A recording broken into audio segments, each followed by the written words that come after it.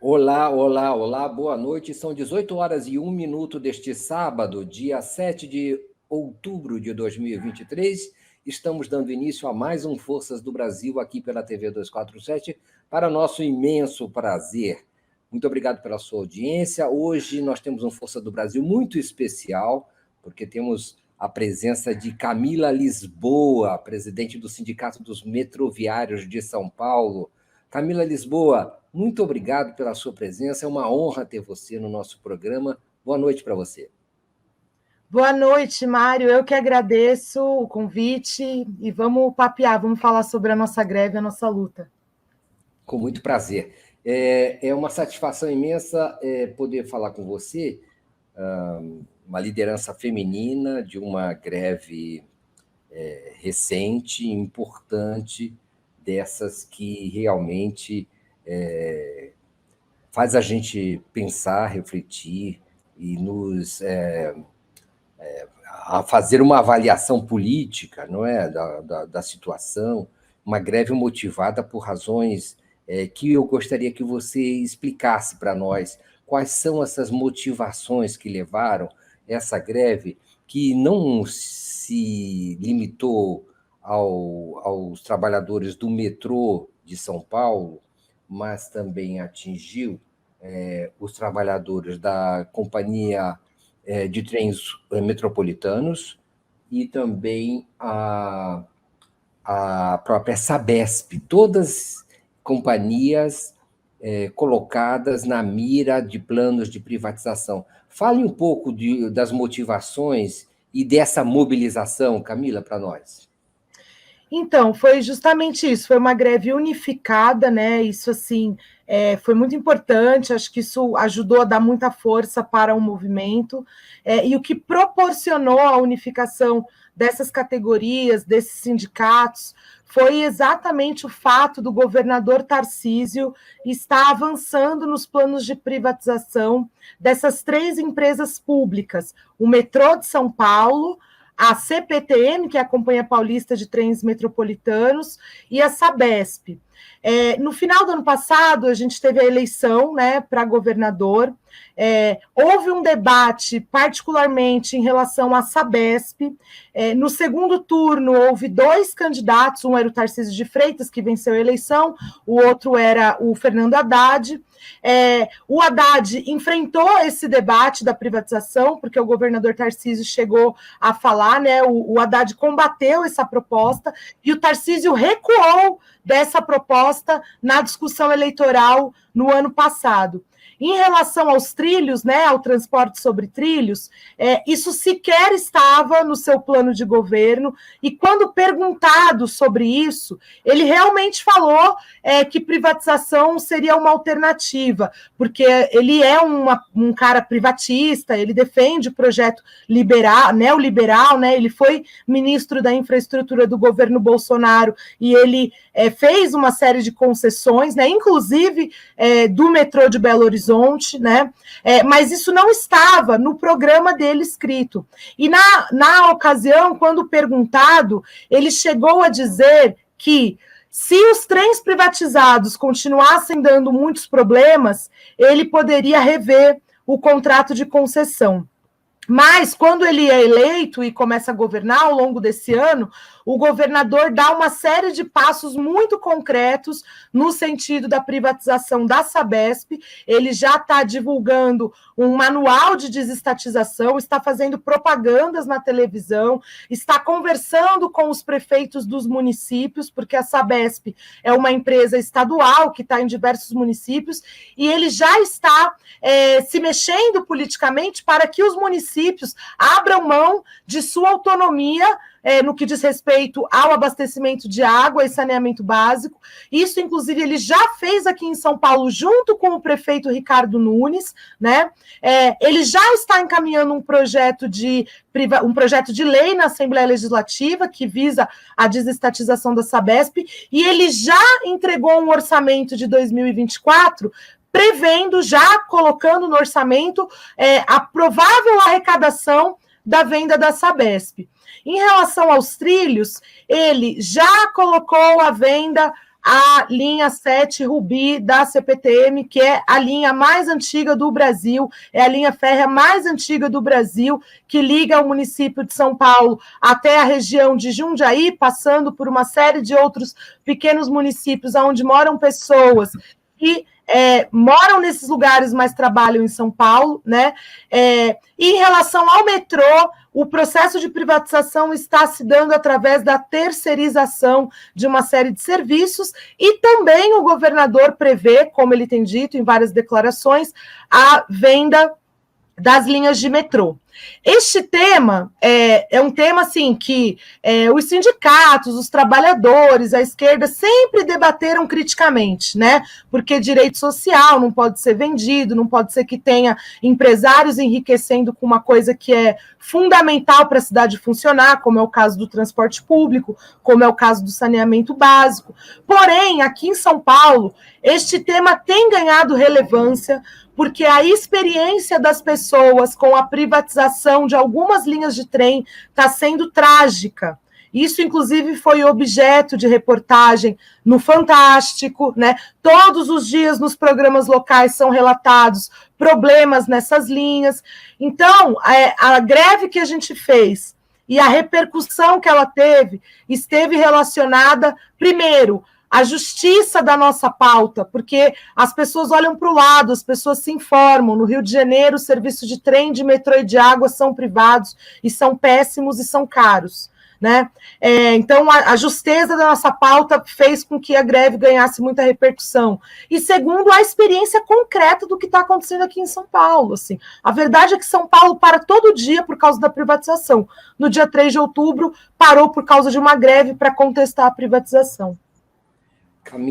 Camila Lisboa, antes de eu continuar na nossa conversa, eu queria só pedir o seguinte, para você que está em casa, pessoas que estão em casa, por favor, curtam, deem o like aí na nossa transmissão do YouTube, compartilhem com as pessoas que vocês julgam que possam ter interesse nesse tipo de conteúdo que nós estamos tratando hoje, que é esse conteúdo, digamos assim, dessa greve, não é, que houve, inédita que houve aqui em São Paulo, nesta semana, mobilizando setores diferentes que se uniram para contestar os planos, os estudos, as práticas de privatização levadas adiante pelo governador bolsonarista de São Paulo, Tarcísio de Freitas. Então, por favor, curtam, compartilhem. Se você sabe que o algoritmo percebe quando a gente curte que há uma relevância, que há um alcance, que há um interesse, e ele aumenta a audiência, faz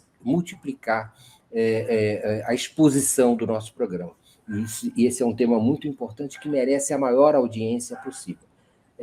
Se você quiser, você pode também se tornar sócio aqui se tornar membro da TV 247 em brasil247.com/apoio. Você pode também doar pela chave pix@brasil247.com.br. Pode enviar super stickers e superchats que nós vamos também ler aqui. Vamos tentar ler as perguntas que estão aqui chegando.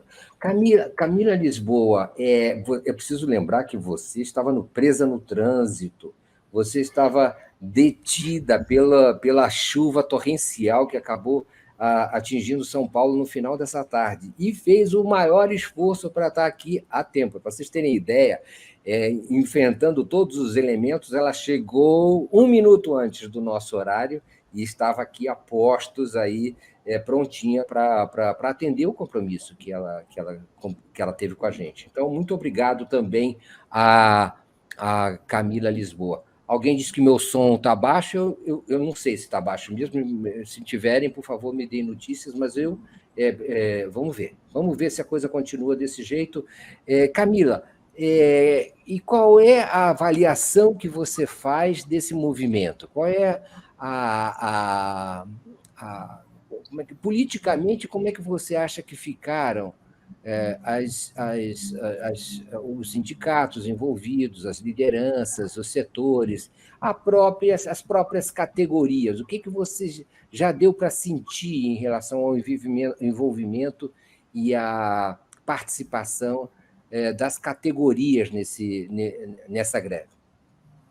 Então, olha, a gente fez uma greve muito poderosa mesmo, assim, né? Falando pelos metroviários, que é a categoria que eu represento, a nossa greve teve, assim, quase 100% de adesão, né? Sempre tem um ou outro ali, né, que vacila, mas, como regra, dá para dizer que foi uma adesão incrível. O presidente do metrô, que é nomeado pelo governador, quando ele foi nomeado no início do ano, ele falou que a grande tarefa dele seria evitar greves, não porque ele estaria disposto a negociar, a conversar, mas porque ele iria fazer um plano de contingência para desmoralizar as nossas greves, né? E ao longo do ano inteiro, ele teve várias iniciativas no sentido de fazer esse plano de contingência, né? Treinando pessoas que não sabem operar trem, enfim. Mas essa greve mostrou que o plano dele foi muito falido, assim. E muita gente aderiu à greve, por quê? Porque as pessoas sabem o risco que nós estamos vivendo diante da ameaça de privatização, nós como trabalhadores dessas empresas, né? Porque a gente sabe que as consequências de uma privatização para quem trabalha nessas empresas é muito provavelmente perder nossos empregos, né? Ou flexibilizar demais nossos direitos, nossos salários, né? E as pessoas que trabalham no metrô estão conscientes disso. Então, por isso que foi uma greve assim redonda, uma greve muito bem feita.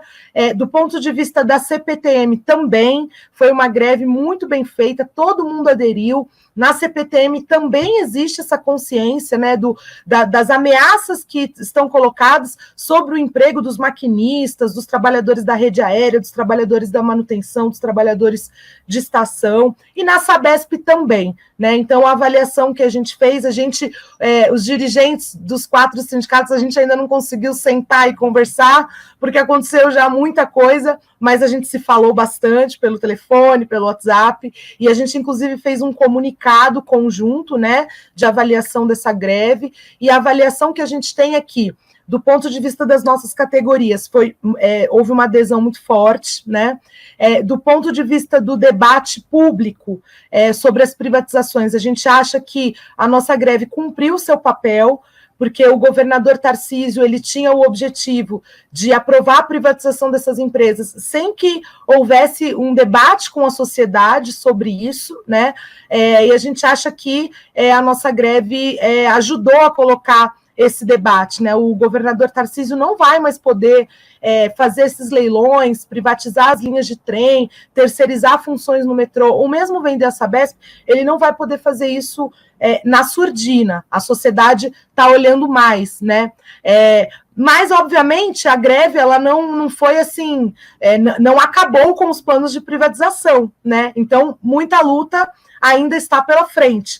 Antes da gente fazer a nossa greve, a gente já estava construindo um plebiscito popular, né, consultando as pessoas, conversando com as pessoas em cada estação de metrô, em cada estação de trem, escolas, bairros, igrejas, um monte de lugar, um plebiscito popular sobre a privatização dessas empresas públicas, né, e a população tem participado bastante.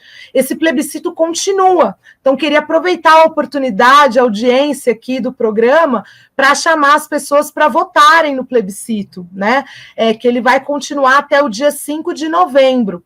Então, quem não votou, quem quiser saber algum lugar para votar, na segunda-feira, às 14 horas, nós estaremos na Estação Sé. E quem quiser saber mais informações, mais pontos, pode consultar o site www.contraprivatizacal.com, que ali tem todas as informações sobre o plebiscito, tem informação sobre urnas abertas, tem informação sobre como abrir urnas, porque qualquer pessoa pode pegar o kit do plebiscito e abrir urna na sua escola, no seu bairro, em qualquer lugar, né? No estado de São Paulo. Estou vendo que tem bastante gente aqui de outros estados, mas o plebiscito ele é no estado de São Paulo, porque nós estamos falando de empresas públicas do estado de São Paulo, né? Então, o plebiscito vai continuar. A gente estava ainda sob a ameaça de um pregão de terceirização que iria acontecer agora no dia 10 de outubro, os trabalhadores do metrô, né? O metrô e o governo do estado marcaram esse pregão para vender o serviço de atendimento das pessoas dentro do metrô, mas ontem nós tivemos a boa notícia de que nós conseguimos derrubar esse pregão através de uma liminar. E a argumentação da juíza é excelente, porque a argumentação da juíza fala que na empresa pública metrô, essas funções, elas são de trabalhadores que entram via concurso público. Portanto, o metrô não pode contratar, através de empresas terceirizadas, né, pessoas para realizarem exatamente a mesma função do agente de estação, que é o cargo que eu exerço dentro do metrô, junto com mais centenas de colegas metroviários, né? Mas diante desse pregão marcado, embora a gente tenha conseguido eliminar ontem, mas diante desse pregão marcado, a gente marcou também uma manifestação na segunda-feira, às 16 horas, em frente à sede administrativa do metrô, que também é a sede administrativa da CPTM, também é a sede da Secretaria de Transportes, e fica ali na rua Boa Vista, número 175, próximo da estação São Bento, ou Sé. E nós convidamos também todo mundo, isso é a próxima etapa da nossa mobilização, né? Então é esse ato, o plebiscito até o final do mês, e ainda vamos organizar muitas atividades conjuntas, e uma nova greve unificada também está no radar, né? Porque essa luta continua. Na nossa avaliação agora, num outro patamar, né? Porque foi dada muita visibilidade a este tema, né? Camila Lisboa, eu vou fazer um parêntese aqui nessa conversa, eu já teria várias perguntas de segmento, mas eu queria perguntar, você mencionou que a sua função no metrô é agente de estação, se eu não me engano, é isso que você falou. Queria dizer, queria te perguntar alguns detalhes sobre isso, o que você fazia, como você chegou a ser agente de estação. E o que faz um agente de estação? O site que você citou é www.contraprivatizacal.com. Eu vou compartilhar aqui no nosso contraprivatizacal.com. Eu vou compartilhar aqui no nosso chat para as pessoas poderem ir até lá. Só um A entre contra e privatização, é contraprivatizacal.com. Ok. Isso. Aqui, está aí no nosso chat o site que vocês podem consultar para saber mais a respeito dessa luta. Camila, fala de você e fala dessa função, como você chegou lá e o que você faz ou fazia, porque eu não sei, como presidente do sindicato, eu acho que você é dedicada à função de presidente, né? Então, fala aí um pouco disso. Não, sim, neste momento eu estou afastada da função de agente de estação para exercício do mandato sindical, mas eu sou agente de estação. O agente de estação entra no metrô através de concurso público, né? Essa função nós entendemos como essencial, porque são as pessoas que atendem a população nas 63 estações do metrô. Então, nós somos treinados para conduzir as pessoas com deficiência visual, com qualquer outro tipo de deficiência, porque as estações do metrô são um ambiente que demanda esse cuidado.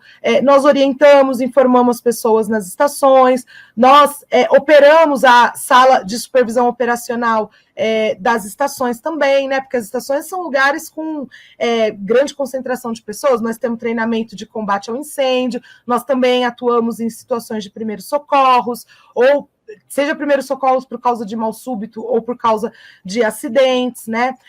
E esses trabalhadores são, digamos assim, a porta de entrada do metrô. Nós éramos bilheteiros também, era parte das nossas funções, mas infelizmente essa função foi terceirizada, né? Essa parte da nossa função, e a gente luta há algum tempo para que haja abertura de concurso público, porque eu tenho certeza que muitos usuários aqui do metrô que estão nos assistindo, né, sabem que tem pouco funcionário no metrô, né? Quantas vezes, às vezes, alguma pessoa idosa precisa passar na catraca e somos nós que liberamos as pessoas que têm direito à gratuidade, aí as pessoas, às vezes, têm que esperar, e isso acontece porque tem muito pouco funcionário no metrô. O último concurso que teve para entrar novos agentes de estação no metrô foi em 2016.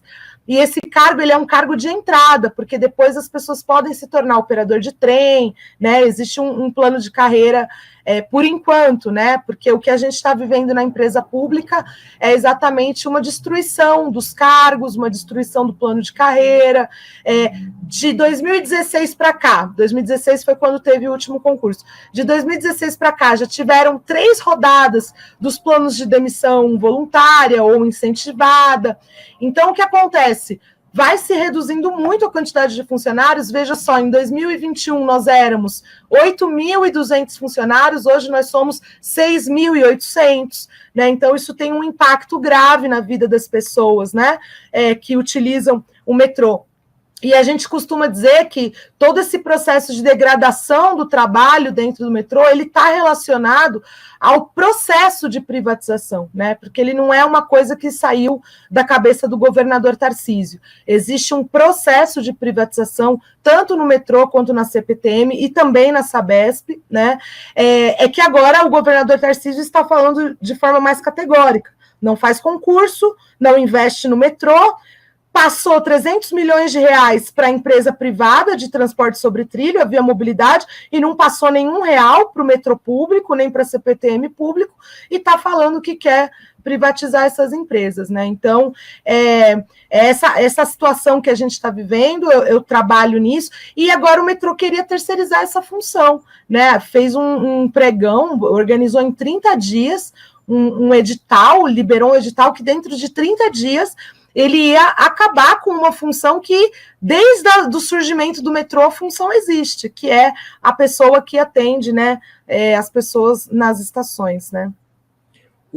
A Minier Balbino está dizendo que o link não abre. Quero checar com você, então, o link de novo. O link... contraprivatizacal.com, é isso? www.contraprivatizacal.com, sem BR, né? Só .com. É só .com, deixa eu conferir aqui. Então, vamos checando aqui para as pessoas poderem ver se está entrando. Eu próprio não chequei aqui. Vamos vendo aí essa checagem. A gente, enquanto isso... eu vou lendo alguns comentários aqui das pessoas, né?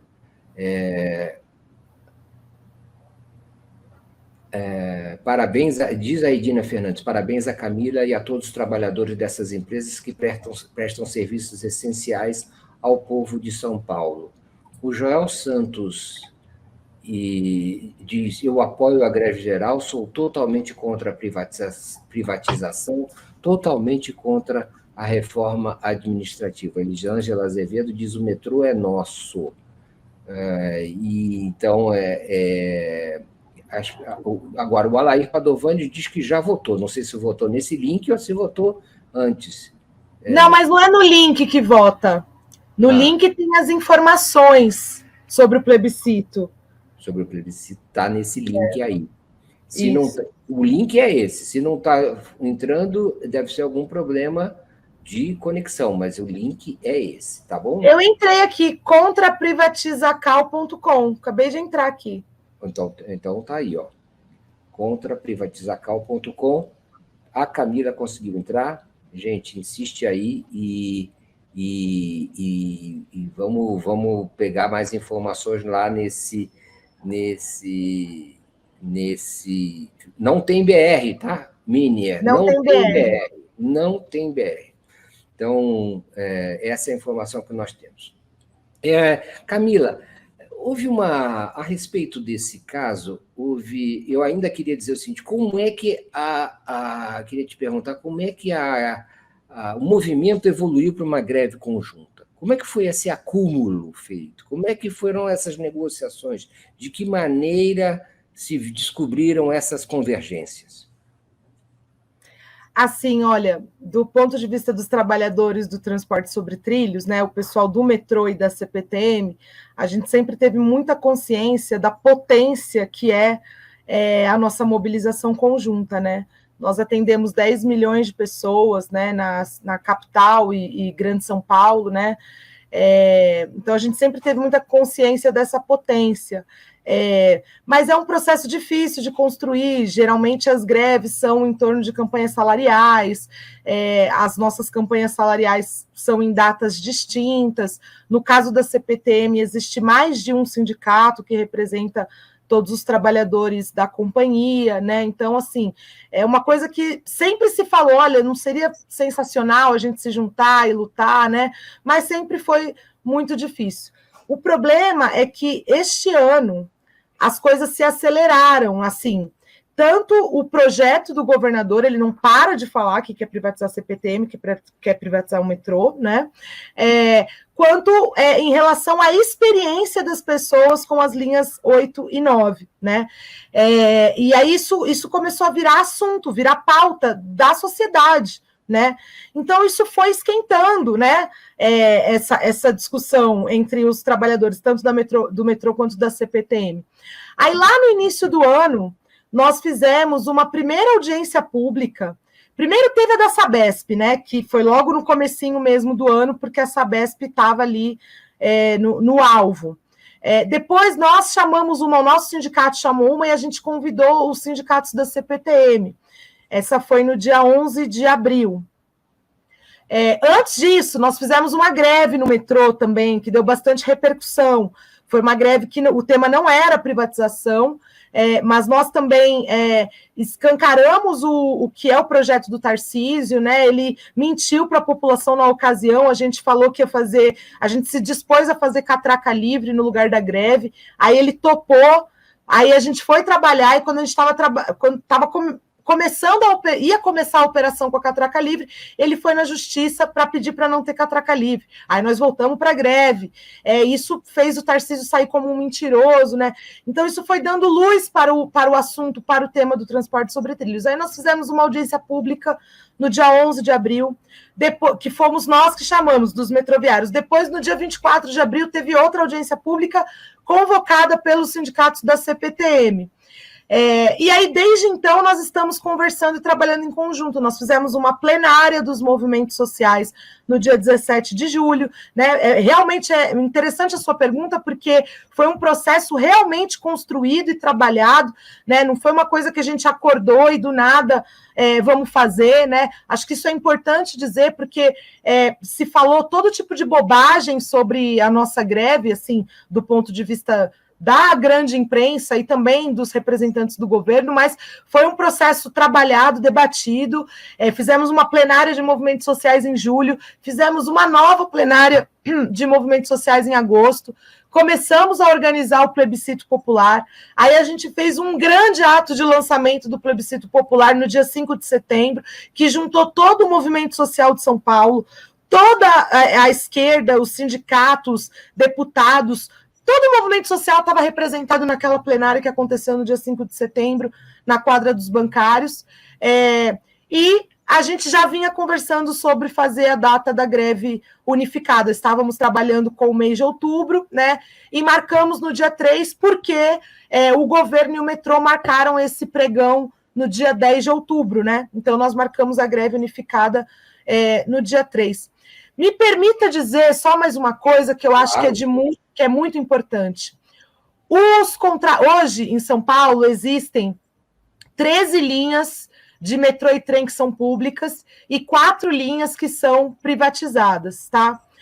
Nos 4 contratos de concessão, que são das linhas 4, 5, 8 e 9, esses contratos são absolutamente irracionais e predatórios com o dinheiro público, e é necessário que se saiba, né?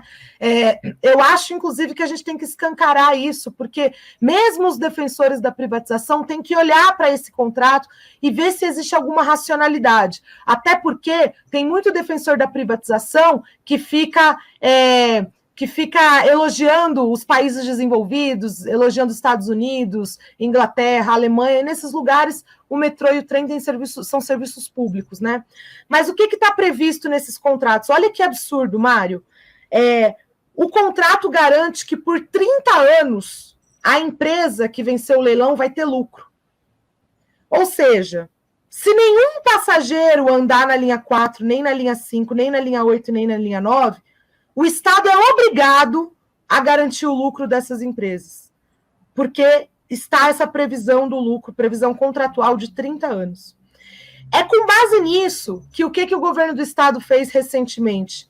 Nós vivemos uma pandemia, né, que de fato devastou o nosso país, foi uma situação de guerra, né?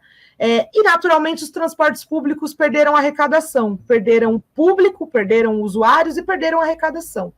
A única empresa que teve reposição dessa arrecadação foi a Via Mobilidade, que é a do Grupo CCR, a empresa privada que opera a linha 5, a linha 8 e a linha 9.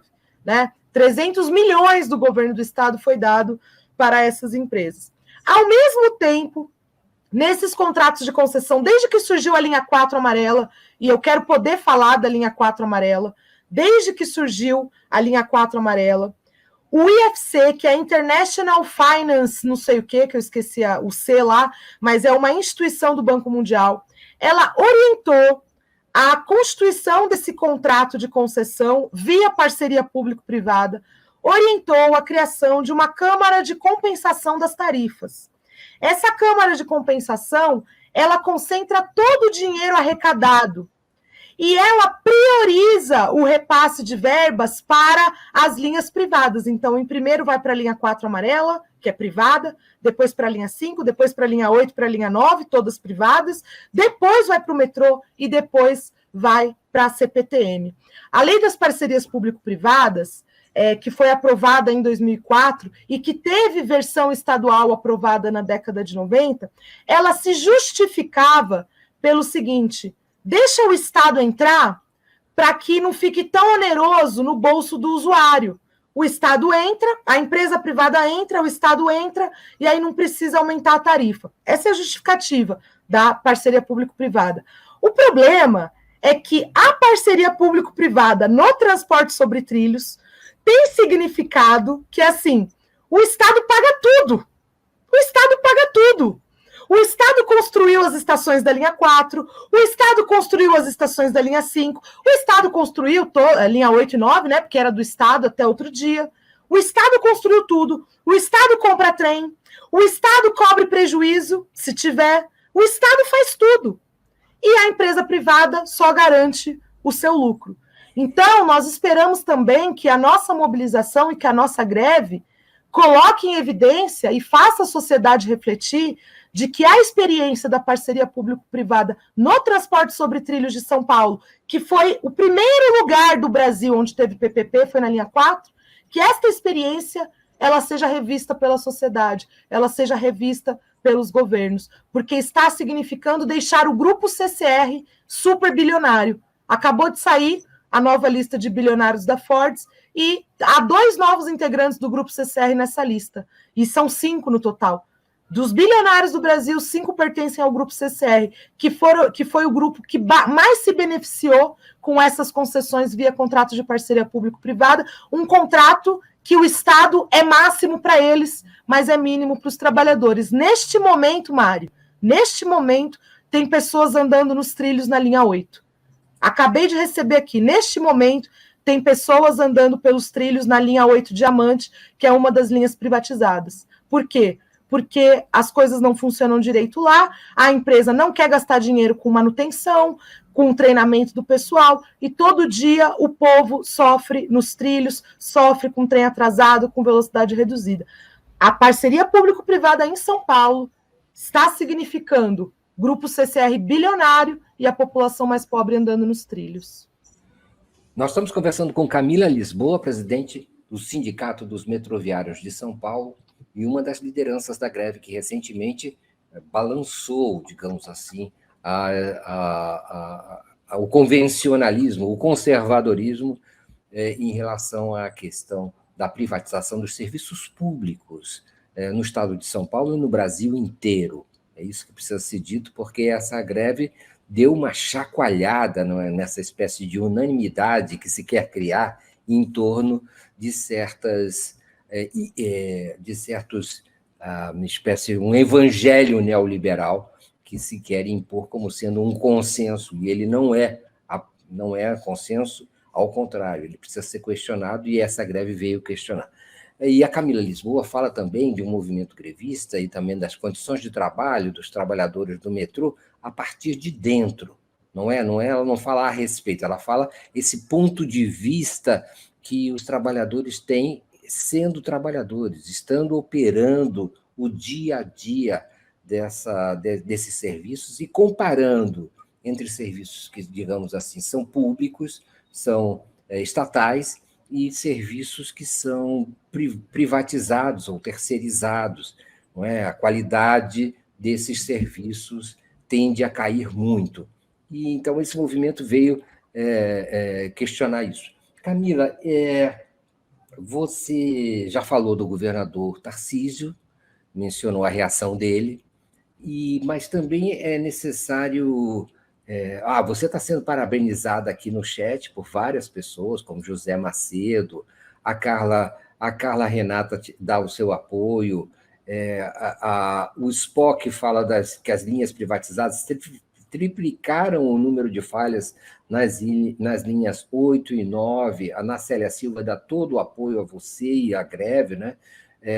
E o Hinaldo Martins fala justamente de como você é bem informada, que você é um exemplo de dirigente que defende os interesses da sociedade. Você está aqui no 247 dando o ponto de vista dos trabalhadores e das lideranças sindicais, não é? da sua liderança sindical, mas eu acredito que possamos estender essas suas opiniões, de certa maneira, também às lideranças das outras categorias. Eu queria te perguntar uma coisa, como você avalia... Bom, aqui você está dando seu ponto de vista, você tem todo o espaço para informar da maneira como você concebeu e avaliou esse movimento. Como você avalia que foi a cobertura da mídia hegemônica a respeito desse movimento? Muito obrigada pela pergunta, porque, assim, realmente até surpreende a gente ter tido bastante apoio, tendo em vista que nós enfrentamos uma verdadeira barreira das principais emissoras, né? É claro que o assunto foi reportado, né, em todas as emissoras, mas no que diz respeito à equidade, né, assim, de tempo, né, para a gente poder falar, para a gente poder apresentar todos os nossos argumentos, isso foi totalmente desigual. Eu não sei se você viu, outras pessoas aqui viram, mas eu cheguei a fazer uma campanha no Twitter, né, com a ajuda de muitas pessoas me ajudaram no dia, né, a mexer na internet, eu estava falando com muita gente, através do meu perfil no Twitter, a gente fez uma campanha para que, por exemplo, o Estúdio I, o programa da Globo News, da Andréa Sadi, né, nos recebesse, porque esse programa recebeu ao vivo o governador Tarcísio, recebeu ao vivo o prefeito Ricardo Nunes, e não recebeu ao vivo nenhum representante dos trabalhadores, nem eu, nem os meus companheiros dos sindicatos da CPTM, o Múcio, a Heloísa, e nem o pessoal da Sabesp, né? Então, assim, foi muito injusto. O próprio Bom Dia São Paulo, que é um jornal que a gente sempre, quando tem mobilização no metrô, quando tem greve, a gente sempre entra ao vivo, né? Inclusive, esse ano, na greve de março, eu entrei ao vivo para conversar, para falar, né? Nos deram espaço, mas nessa greve não nos deram a oportunidade de entrar ao vivo, fizeram uma entrevista comigo que foi gravada, parcialmente editada. Acho que mesmo o que foi transmitido foi um bom recado, mas foi editada, né? Assim, controlou-se o que eu ia falar, né? Então, assim, isso eu acho que foi muito ruim. Agora, eu acho que isso está relacionado a uma defesa, digamos assim, de conteúdo, né? Sobre o conteúdo do que é uma defesa, não, né? Uma crítica sobre o conteúdo do que era a nossa mobilização, do que é a nossa mobilização. Eu faço bastante questão de lembrar que há pouco tempo houve um apagão no Brasil, né? Houve um apagão em vários estados no Brasil. E naquela ocasião, a Janja, que é uma militante de muitos anos e que agora está como primeira-dama do país, esposa do presidente Lula, ela fez uma postagem naquela ocasião falando que a Eletrobras foi privatizada, né? E importante lembrar que ela foi funcionária da Eletrobras, né? Não foi assim aleatória a postagem dela, né? Ela postou uma opinião porque ela foi trabalhadora dessa empresa, e o país estava tendo um apagão, e ela fez uma lembrança que eu julgo muito importante, porque eu acho que o apagão está relacionado à privatização. Quando isso aconteceu, na Globo News, principalmente, houve assim uma chuva de críticas ao fato dela ter se posicionado, né? Assim, inclusive me surpreendeu mulheres que reivindicam o feminismo falarem que a primeira-dama não podia falar sobre esse assunto. Eu fiquei assim chocada com isso, né? Mas eu estou dando esse exemplo porque isso revela como que a defesa da privatização ela é tão cara para esses veículos de imprensa, né? Tão cara, assim, eles têm que cuidar tanto desse assunto, né? Sequer me deram a oportunidade, ou a mim, ou aos meus companheiros dirigentes dos outros sindicatos, ou a qualquer outro representante da nossa luta, sequer nos deram a oportunidade de poder falar sobre o tema, né? E eu acho que a sociedade tem o direito de refletir sobre esse tema. Sabe por quê, Mário? Porque, olha só, eu estou vendo aqui um comentário sobre o Rio de Janeiro.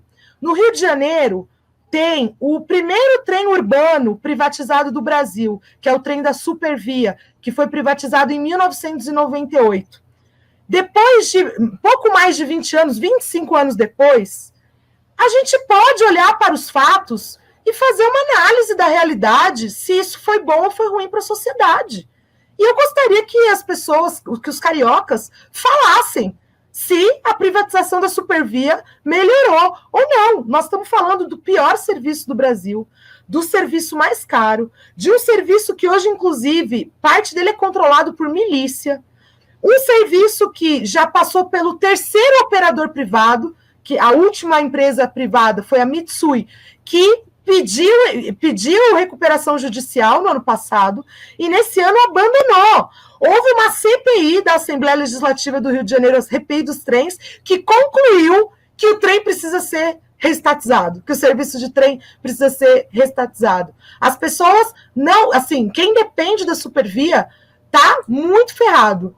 Então, assim, não é possível que essas coisas aconteçam. Nós estamos falando do Rio de Janeiro, o segundo estado mais rico do Brasil, assim, economicamente, acho que o segundo mais importante, não sei, mas é um grande estado do Sudeste. Não é possível, né, que se haja uma experiência de 25 anos e veículos tão, assim, com jornalistas tão, sabe, estudados, sabe, com pessoas comprometidas com a informação. No dia, eu conversei com um repórter da Globo, eu falei assim, olha, eu acho que a emissora pode mais, né, assim, ficar debatendo, né, só, mas as pessoas estão sem andar, né, e não dá nenhum espaço para os representantes dos movimentos falarem. Sinceramente, eu acho que foi uma demonstração, assim, de pouco compromisso com os valores democráticos que essa emissora expressou ter no final do ano passado, porque no final do ano passado teve um plebiscito no país, se a gente queria democracia ou não, né? E ainda bem,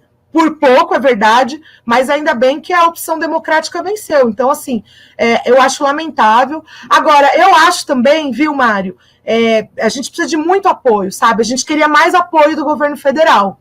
A gente queria mais declaração. Hoje o ministro Marinho, hoje não, né? Mas eu vi a reportagem hoje de uma declaração que ele fez sobre as terceirizações, uma excelente declaração. Ele falou: daqui a pouco as terceirizações só falta amarrar e chicotear, porque realmente, né? A terceirização leva a um sistema de trabalho muito ruim. E eu concordo com essa declaração dele. Eu acho, e é isso que a gente está lutando também, né? No metrô, na CPTM, contra as terceirizações também. Então, a gente precisa desse apoio, né? Eu vi o presidente Biden chegou a fazer até piquete lá na greve dos metalúrgicos, né? Eu sei que o presidente Lula passou pela operação, está de repouso, eu sei disso, mas a gente precisa de mais apoio, porque nós estamos enfrentando o bolsonarismo aqui em São Paulo, né? Nacionalmente nós tivemos uma vitória muito importante, mas em alguns estados importantes como São Paulo, o bolsonarismo continua, né? Então a gente precisa desse apoio. Muito bem, Camila. E me diga uma coisa, é uma pergunta dupla. Os editoriais da Folha e do Estado apontavam os seguintes pontos sobre a greve, os editoriais sobre a greve, publicadas logo no dia ou no dia seguinte. Um dizia assim, mais ou menos iam na mesma linha. Um dizia privatize-se, quer dizer, quase que uma ordem para privatizar mais rápido ainda, não é? Uma cobrança em relação ao Tarcísio, dizendo que ele não está, nem isso que ele está fazendo, que já é tanto, é suficiente. E a outra era o do Estadão, dizia assim no editorial, a greve era ilegal e antidemocrática. Os dois iam na mesma linha, parecia que tinham sido escritos pela mesma pessoa. A greve é ilegal? A greve é antidemocrática? Olha, no nosso país a greve é um direito, né? Segundo o artigo 9º da Constituição, os trabalhadores podem fazer greve no momento que julgarem necessário, pelos motivos que julgarem necessário. A gente sabe que a greve dos transportes tem um impacto grande na população, né? Não se estabelece, na nossa greve não fica só a relação nós e o patrão, a gente sabe disso. Justamente por isso que a gente apresenta a alternativa da catraca livre. Justamente por isso. Porque, assim, nós precisamos ter o nosso direito de protesto. Não pode ser, né, que o editorial do Estadão, que o editorial da Folha, que a Rede Globo, que, inclusive, em 2022, né, reivindicaram a democracia no Brasil, não pode ser que eles sejam contra o nosso direito de protesto. Isso daí é um direito que existe no país. Só deixou de existir na época da ditadura. A ditadura acabou, as pessoas que defendiam a ditadura nas eleições passadas foram derrotadas, né? Então, assim, o direito de protesto ele tem que existir. Agora, justamente para a gente preservar o direito de protesto e preservar o trânsito da população, a gente apresenta a alternativa da catraca livre. E, infelizmente, o governador Tarcísio se negou a isso, né? Então, assim, eles pediram, né? Ainda está para ser julgada a nossa greve, né? Estou aproveitando o espaço aqui também para fazer um apelo, né? Assim, de que não pode ser que o direito de greve seja cassado a esse ponto, porque a liminar que veio sobre a nossa greve exigia que a gente trabalhasse 100%. Ou a gente trabalha 100%, ou existe direito de greve. Os dois ao mesmo tempo não dá, né? Então, assim, nós estamos recorrendo, vamos, né, colocamos toda a nossa argumentação jurídica em defesa da greve e tudo mais, porque esse direito existe, né? Nós não concebemos que a greve é ilegal, né? Antidemocrática depende do ponto de vista, né? Na verdade, se o editorial do Estadão questiona esse direito na Constituição, né? Aí ele vai achar que é antidemocrática, mas é justamente pelo uso de um direito democrático que a greve acontece, que a greve existe, né? Eu acho melhor, né? Eu insisti ao longo do dia da greve, debatendo com a imprensa, para que a gente entrasse no conteúdo da greve. Qual era o conteúdo? Tá certo privatizar? Tá certo que a população fique andando nos trilhos enquanto o Grupo CCR está ganhando bilhões? Tá certo pensar o transporte público do ponto de vista do mercado financeiro? Porque é isso que o editorial da Folha pensa, que tem que pensar no transporte público olhando para o mercado financeiro. Nós defendemos que a gente olhe para o transporte público olhando para quem precisa do transporte público, e não, né, do ponto de vista do mercado financeiro, né? Camila Lisboa, a outra argumentação desses jornais, essa mídia não é, hegemônica, a mídia do capital, a mídia dos ricos, a mídia privatista, a outra argumentação era que a greve era política. Você lembra disso, né? Alguns diziam que a greve era política. E o que te parece, de certa maneira, política também parece. Acho que a privatização é política, num certo sentido, não é? Como é que vai esvaziar a privatização de ser uma opção política também, de dar poder e capital ao capital privado, em detrimento da população? Mas como você avalia essa classificação desmerecedora da greve como sendo política? Então, quando eles falaram política, eles estavam dizendo eleitoral. E isso não é verdade. se ela é política, do ponto de vista de questionar um projeto político, ela é política, né? Deste ponto de vista, é uma greve política, sim, né? Aí eles chegaram a dizer também que era uma greve ideológica. Olha, ideológico é defender que o Estado seja mínimo. Isso daí é uma ideologia, né? Neoliberal, né? Que tem, inclusive, elaboradores dessa ideologia, do qual o governador Tarcísio é um claro seguidor, né? Mas veja, a nossa greve, ela teve inúmeras motivações, né? Eu digo assim, que uma das motivações que eu acho que todo mundo teve foi uma motivação humana, né? Porque, assim, não é possível que as pessoas não se sensibilizem em ver mulheres idosas como a dona Fátima. Não sei se você viu a entrevista da dona Fátima, que ela não ia sair de casa, porque ela viu que estava em greve, ela não ia sair de casa. Só que o governador Tarcísio falou na televisão que a linha 9, que é privatizada, ia funcionar. Aí ela saiu de casa e foi para o serviço. Ela mora no Grajaú e ela demora 3 horas para chegar em casa. Só que na volta o trem quebrou. O trem da linha 9 privatizada quebrou e ela ficou na mão. E ela deu uma entrevista muito lúcida, a dona Fátima, que é uma senhora simples, moradora da periferia. Ela falou, isso daqui não é culpa do sindicato, isso aqui é culpa do governador, porque essas linhas aqui estão quebrando todos os dias. Então, assim, não é possível que as pessoas olhem para essa situação que nós estamos vendo todos os dias e não tenham um mínimo de humanidade, de empatia, de se solidarizar com essas pessoas e concluir que a privatização não deu certo. Então, essa foi uma das motivações da greve, foi humana. A outra motivação foi trabalhista, sim, porque está em jogo o emprego de milhares de famílias, sim, porque quando privatiza as pessoas perdem o emprego. Então, assim, as motivações da greve foram várias. Foi humana, foi trabalhista, foi questionar um projeto político, porque o Tarcísio é um político que está querendo aprovar, através dos políticos, a privatização do metrô, da CPTM e da Sabesp. Então, deste ponto de vista, ela foi política. Agora, o que eles misturam, que aí foi um monte de bobagem, é que greve eleitoral não tem nada a ver, isso daí é uma bobagem. Camila, uma das questões presentes na narrativa sobre a greve, do ponto de vista dos meios de comunicação, esses meios que nós estamos referindo, esses meios hegemônicos, foi a de que a greve, isso aí foi então um massacre, né, de que a greve perturbou a vida da população, de que a greve prejudicou, atrapalhou digamos assim, e vitimizou o cidadão comum de uma maneira avassaladora. Como é que você encara esse tipo de narrativa tão presente nesse tipo de cobertura nesses momentos? Então, o que prejudica e atrapalha demais a vida do trabalhador é a privatização.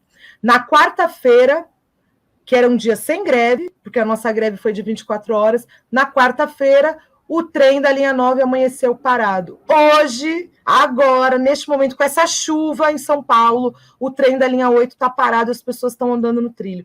Todos os dias a privatização causa danos na vida das pessoas. Eu conheço pessoas que tiveram que mudar o local do emprego, porque a linha 9 não funciona.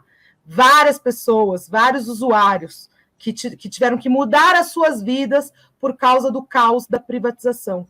Então, o que causa o caos, o que assola a vida das pessoas, o que perturba a vida das pessoas todos os dias é a privatização. A nossa greve foi muito bem informada. Inclusive, eu fiquei, na manhã da greve, eu estava em frente à estação Jabaquara, que é aonde embarca muita gente, porque as pessoas vêm do terminal, de onde chega o ônibus da MTU, que vem da região do ABC, as pessoas vêm de vários lugares ali, do extremo sul, e embarcam na estação Jabaquara. Ali na porta da estação Jabaquara, quando as pessoas chegavam para embarcar, a gente explicava que estava em greve, explicava os motivos da greve, e não houve nenhum confronto, nenhum problema. Evidentemente que a pessoa tira foto, manda para o chefe para avisar que não conseguiu embarcar, mas não houve nenhum confronto. E esta greve em particular foi extremamente informada, e nós fizemos isso exatamente para diminuir ao máximo o dano a população. Nós estávamos, o plebiscito começou há um mês, nós estávamos durante um mês fazendo plebiscito popular, inclusive nessa estação Jabaquara, falando sobre privatização e falando que, provavelmente, uma das formas de luta seria a greve. Então, isso estava muito bem informado para as pessoas. E, no limite, nós já ajuizamos a proposta de catraca livre. Nós ajuizamos. A greve, para nós, ela é o último recurso de verdade. Isso não é bravata. Nós ajuizamos o pedido de catraca livre. E o governador Tarcísio negou o pedido da catraca livre. Ele poderia muito bem, com uma decisão política, garantir a catraca livre, garantir o trânsito das pessoas. Então, a responsabilidade de São Paulo ter parado no dia 3 foi do governador Tarcísio. Ele não está preocupado com as pessoas. Inclusive, ele fez um julgamento preconceituoso do povo trabalhador que pega transporte público, porque ele disse que a catraca livre ia gerar tumulto. Ele não conhece o trem e o metrô, ele nunca pegou, porque as pessoas usam o trem e o metrô para fazer seu corre, para chegar no seu trampo. Não pega trem e o metrô para fazer vandalismo, não. Ele usou um pressuposto preconceituoso contra a população. Eu tenho certeza que com catraca livre a população ia se utilizar muito bem do transporte. O medo dele é que a população ia ficar mais ainda ao nosso lado. Por isso que ele não fez a catraca livre. E o medo dele é a população dar cada vez mais razão. E na nossa opinião, com todas as dificuldades que é uma greve do transporte, muita gente apoiou a nossa mobilização. Camila Lisboa, nós estamos chegando no final da nossa conversa, riquíssima pela sua participação. Camila, eu queria lhe perguntar um detalhe, digamos, relevante do ponto de vista da sua participação. O fato de você ser mulher e liderança, você podia falar algo a respeito desse seu, digamos assim, desse seu lugar? O que é isso? Se ele tem alguma coisa de especial, ou se não, se isso não é relevante? Como te parece isso? Olha, eu acho que é relevante porque eu acho que eu sou muito mais parecida com a população usuária do metrô e do trem, né, do que o perfil de dirigentes sindicais, né, do nosso país, né? Os dirigentes sindicais do nosso país, grande parte deles foram formados, surgiram na década de 80, que foi quando teve um expoente, né, do sindicalismo no nosso país. Infelizmente, a renovação dessas lideranças, né, de 40 anos para cá, caminhou num ritmo muito mais lento. Não que não exista, mas num ritmo muito mais lento, porque as lutas estão mais complexas, né? Estão mais difíceis, né? Muitos ataques aos trabalhadores, diminuição da força sindical, tanto do ponto de vista da quantidade de sindicatos, quanto do ponto de vista da quantidade de filiados, né, no país. Saiu recentemente uma pesquisa que a menor taxa de sindicalização na série histórica, né? Então, essa renovação ela é lenta, e ao ser lenta, dificulta a presença de mulheres na direção. Isso é uma coisa. A outra coisa é o próprio machismo estrutural da sociedade, que também assola o movimento sindical, né? Tem muitos homens que têm certeza que são melhores, só pelo fato de serem homens. Eu acho assim que tem uma vantagem nesse sentido do perfil, que acaba dialogando, mas tem obstáculos maiores. Eu não tenho a menor dúvida que existem obstáculos maiores. Sobre mim, por exemplo, na greve que a gente fez em março, eu sofri ameaça de morte na rede social, sabe, de seguidor de extrema-direita, né, sei lá, do governador, do Bolsonaro, sei lá, isso nunca tinha acontecido na história do nosso sindicato, né? Já teve vários presidentes que foram para a televisão, fizeram greve, defenderam a greve, batalharam pela greve e não sofreram isso, né? E isso aconteceu comigo. Eu atribuo muito ao fato de eu ser mulher. Acho sim que nós somos mais cobradas, né? Assim, as mulheres em postos desafiadores, né, sempre tem aquela dúvida, mas será que ela vai dar conta? Aí as pessoas cobram mais, né, para provar até o final que as mulheres podem dar conta. Isso que eu estou falando, tenho certeza que as mulheres que estão assistindo aqui estão se identificando bastante, porque isso não acontece só no posto sindical, acho que isso acontece em qualquer situações de liderança, né, em qualquer situações de comando, de representação, né.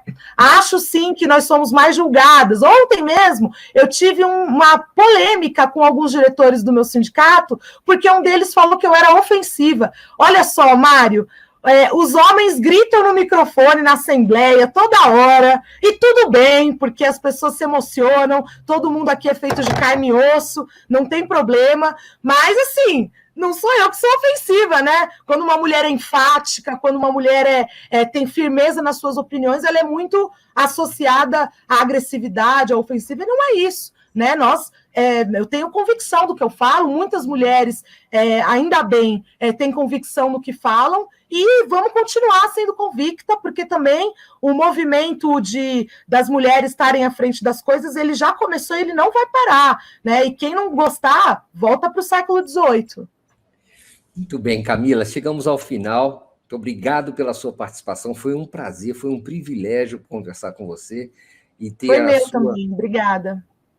E ter a sua participação tão rica, tão informativa, e conhecer você pessoalmente mesmo. Eu acho que muita gente precisava disso e foi uma grande oportunidade essa. Gente, eu queria dizer que agora a gente vai ter uma conversa entre o Leonardo Atushi e o Carlos Lattufi sobre as últimas atualizações em relação ao caso lá da Israel e Palestina. Camila Lisboa, muito obrigado, tenha uma boa noite, foi uma grande satisfação conversar com você. Obrigada, Mário, estamos à disposição, obrigada pela divulgação e um abraço aí em todos aí que estão comentando. Valeu.